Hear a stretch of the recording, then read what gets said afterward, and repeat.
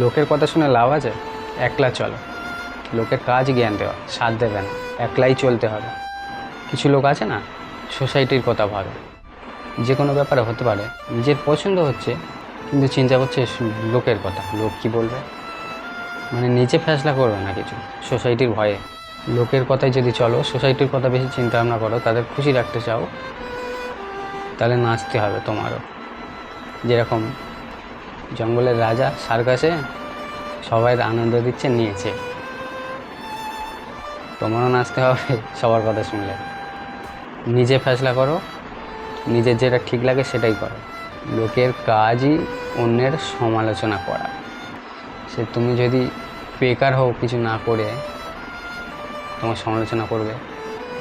তুমি যদি সফলও হও, তোমার সমালোচনা করবে।